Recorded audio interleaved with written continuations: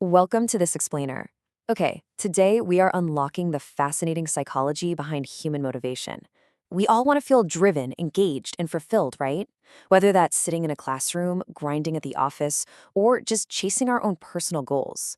But how do we actually achieve that lasting drive without burning out?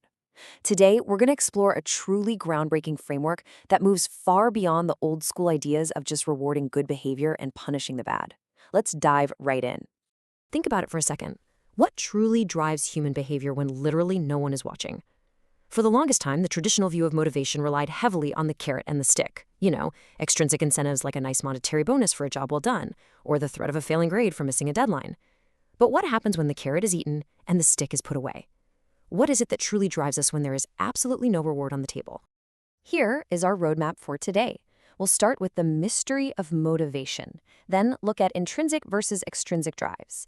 Next, we'll uncover the 3 psychological needs, see how this applies to classrooms and corporate cultures, and finally, look at unlocking lasting engagement.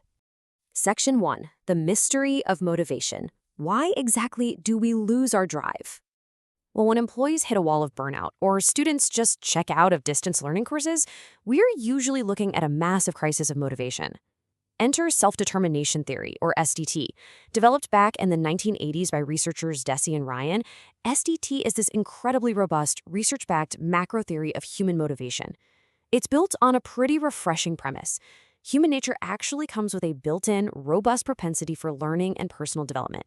So instead of viewing people as passive objects that need to be prodded to do anything, SDT focuses on our inherent internal drive to grow and how we internalize the rules of the world around us. Section 2, intrinsic versus extrinsic drives. Where does this drive actually come from? We can draw a really sharp distinction here. On one side, we have intrinsic motivation. This is when you engage in an activity purely for its own sake. You're doing something just because you love the process. Think of a kid totally absorbed in playing with toys, or an artist creating something just for the sheer joy of it. On the other side, we have extrinsic motivation. This is all about practical utility. You're doing a task solely to hit a deadline, earn a paycheck, or avoid getting in trouble. Now, extrinsic motivation definitely has its place, but the research makes it super clear. Intrinsic motivation is far more persistent, and it's way better for our overall well-being and achievement. But here's what's really interesting. Motivation isn't just a simple black and white switch. It's a continuum. You can start all the way at amotivation, which is a complete lack of intention to do anything at all. Then you move into external regulation, which is that classic carrot and stick. But look at that middle step, internalized extrinsic motivation. This is a real game changer. It means you might not inherently love doing a tedious, boring administrative task, but you have internalized its value. It's kind of like quitting smoking. You probably don't enjoy the painful process of quitting, but you deeply value the health outcome. The crucial takeaway here is that external drives can actually be successfully internalized if the environment is set up right. Section 3, the 3 psychological needs. What are the secret nutrients that make this happen? Deci and Ryan use a really brilliant metaphor for this. They call these needs psychological nutrients. Just like a plant literally needs water and sunlight to survive, the human mind requires 3 specific conditions to thrive and reach optimal functioning. The first secret nutrient is autonomy. Now, this doesn't mean total anarchy. It's the need to feel a sense of psychological freedom and volition. It's the perception that you are self-governing rather than being micromanaged by external forces. When you give students a choice in their assignments, or you give employees a real voice in how a project gets executed, they develop a sense of initiative. They attach personal value to the task, and that drastically shoots their motivation through the roof. The second secret nutriment is competence. We all have this inherent desire to feel effective and capable when dealing with our environment, but it requires a delicate balance. To really foster competence, the environment has to provide what they call optimally challenging tasks. These are things that stretch your abilities but aren't so impossible that you give up. It also requires effectiveness-relevant feedback, meaning constructive, useful guidance and a safe environment where you can take risks without the paralyzing fear of failure. And the final secret nutriment is relatedness. Humans are social creatures, right? We need to feel connected, respected, and valued by our peers, our teachers, and our leaders. It's all about creating a deep sense of belonging. The research shows that things like peer mentoring, collaborative team cultures, and supportive relationships actually prevent isolation. When our need for relatedness is met, we naturally want to internalize the values and the practices of the people around us. Section 4. classrooms and corporate cultures. How do we apply this theory in the real world? This comparison brilliantly illustrates just how scalable self-determination theory really is.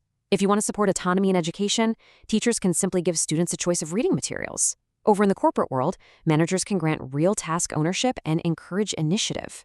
For competence, schools can design optimal academic challenges, while corporations can focus on providing constructive performance feedback rather than just handing down critical, stressful evaluations. And for relatedness, schools can use peer mentoring to build inclusion, while businesses foster genuine team collaboration. So whether you're a high school teacher or a Fortune 500 CEO, you can actively design your environment to support rather than crush these three core needs. Which brings us to our final section, unlocking lasting engagement. Let's look at the measurable outcomes when we actually get this right. The results are incredibly clear in the literature. As behavioral sciences research shows, when leaders adopt an autonomy supportive style, which means they provide choices, explain the actual why behind tasks, and listen to other perspectives, it directly enhances employee performance and psychological well-being. On the flip side, environments that rely on suppressive, controlling external factors pretty much just lead to increased stress, boredom, burnout, and massive turnover rates. Now, I want to reinforce a really crucial takeaway here. We don't live in a perfect world. Not every school activity is going to be a blast, and not all workplace duties are exciting.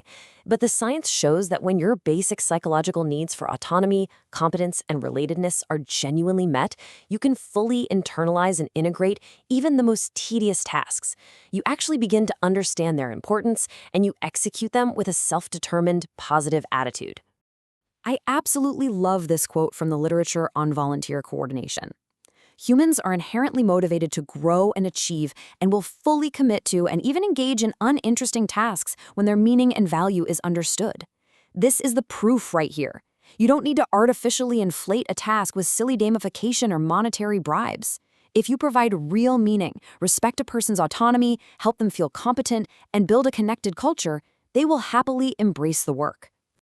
So, I want to leave you with this provocative thought to wrap up our explainer today. Take a look around your own workplace, your classroom, or even your home.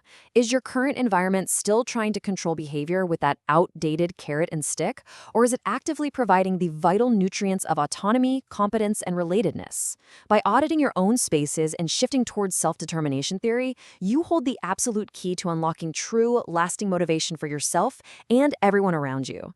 Thank you so much for joining me today, and keep learning.